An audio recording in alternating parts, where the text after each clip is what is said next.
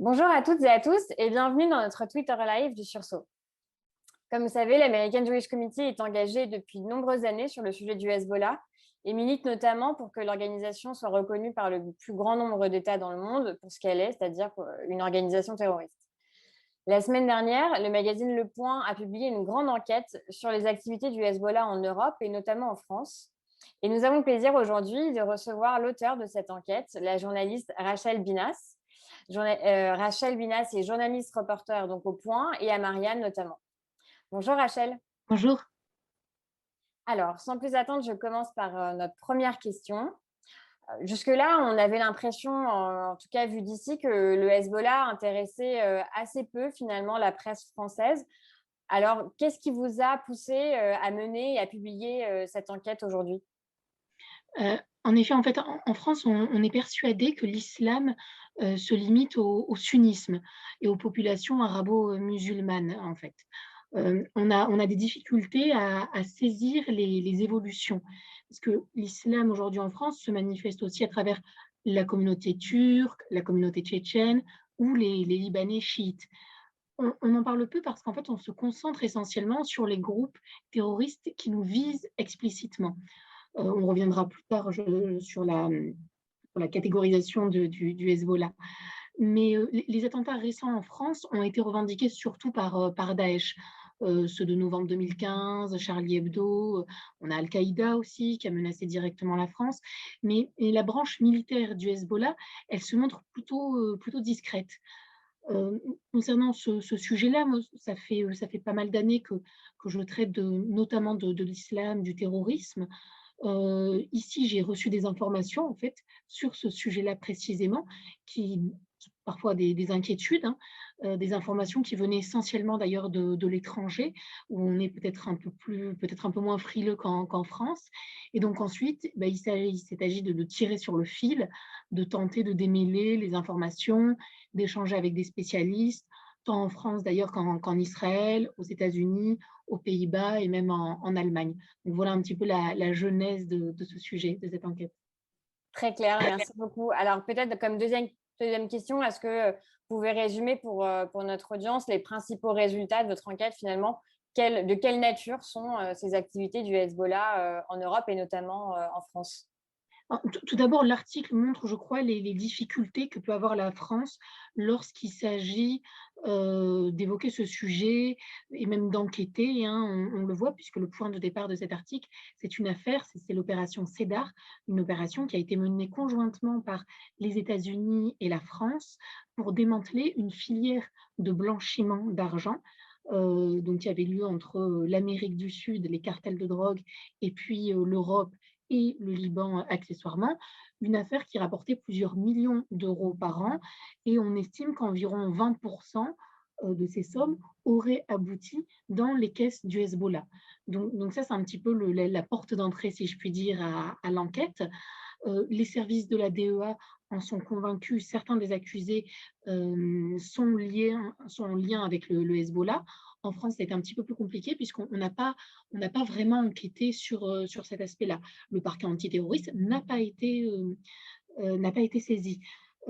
Et ensuite, une fois qu'on démarre cette affaire-là, on se rend compte ensuite des liens que peut avoir le Hezbollah en Europe, même plus largement, du nitrate d'ammonium qu'il fait circuler notamment en Europe et selon des sources américaines en France. Donc ça serait un lieu comme ça de transfert. Et puis des stocks dans toute l'Europe qui ensuite peuvent être utilisés pour viser des cibles, des intérêts israéliens ou juifs. On a également des informations par le biais d'un groupe de hackers israéliens, Spider-Z, qui a publié la liste des clients d'une banque appartenant au Hezbollah. Certains clients sont basés en France. Et puis, à côté de cette activité financière, si je puis dire, parce que le Hezbollah, mais ce n'est pas le seul, hein, Al-Qaïda fait la même chose, se finance aussi en grande partie avec du blanchiment, avec des affaires de drogue. Pour vous donner un chiffre, 70% aujourd'hui des fonds du Hezbollah viennent de l'Iran. Donc il reste quand même 30% 30% à trouver. Et puis donc, je le disais, à côté, il y a ces activités, cette conquête des esprits. euh, par le biais de centres, notamment cultuels ou culturels, qui décident, voilà, de soutenir, le Hezbollah. Souvent d'ailleurs, ça peut aller avec le Hamas, hein, c'est parfois un groupe comme ça, un duo qui est soutenu. Donc c'est sur ces deux volets que j'ai enquêté en effet.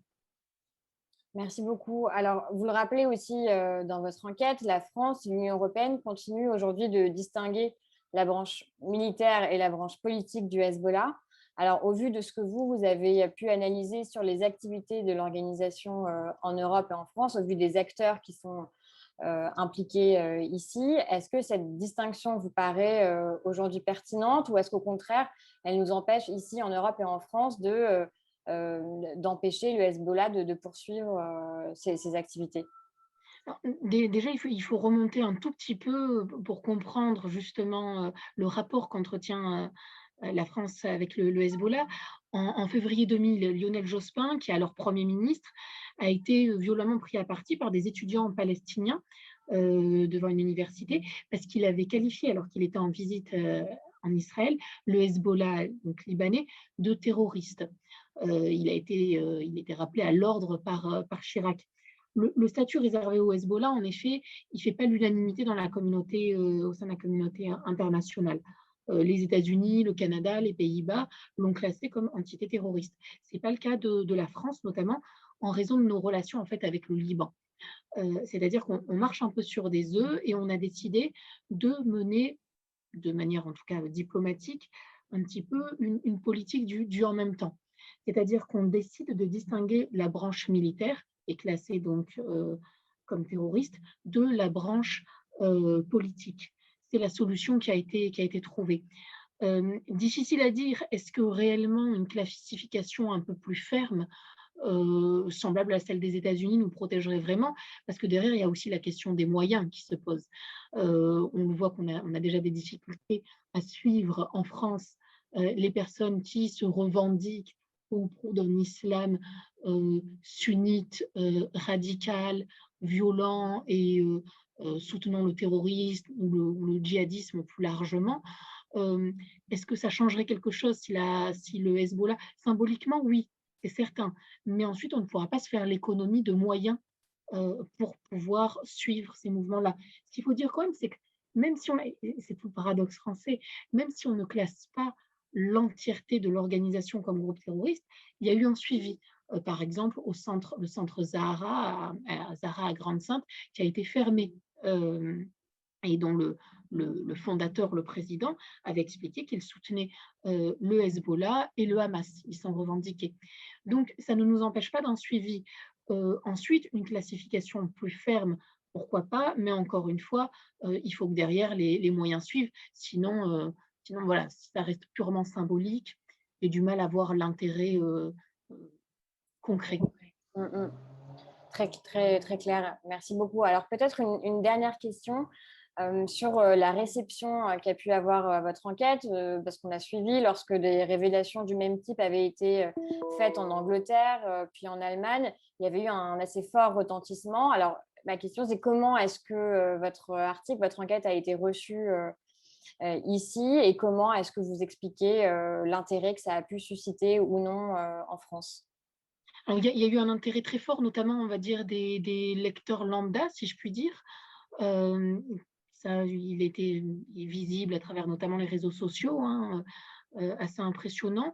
Moi, j'étais un petit peu surprise, mon côté néophyte en la matière, euh, notamment sur les réseaux sociaux, mais il y a eu un intérêt qui a dépassé les frontières parce qu'il a été repris au Liban, au sein des médias libanais, notamment. Mais peut-être un intérêt, on va dire, et il y a peut-être une forme presque de petite déception, un intérêt surtout des médias dits juifs. Et ça, je pense que c'est... La communautaire. Ouais, ouais, ouais. Et je pense que c'est dommage. C'est dommage parce qu'en fait, ben, on se rend compte qu'encore une fois, sur ces questions-là, ben, la communauté juive est sûrement en avance et qu'il faut un temps pour que des Français non juifs, notamment du monde médiatique, politique, et cetera, s'emparent réellement de ces sujets-là. Heu, donc un intérêt, ça qui n'est pas négligeable du tout, mais avec voilà une prépondérance de la part des Français juifs qui en effet sont un peu plus alertes en fait sur ces sujets-là, de manière générale, hein, c'est le Hezbollah ou un autre sujet, il y a un intérêt qui est tout particulier parce qu'il y a aussi une connaissance, je pense, qui est un petit peu plus forte, un petit peu plus solide. D'accord, ouais, très bien. Merci beaucoup pour ces réponses. Merci Merci à vous, d'avoir accepté notre invitation et puis à bientôt. à bientôt. Au revoir.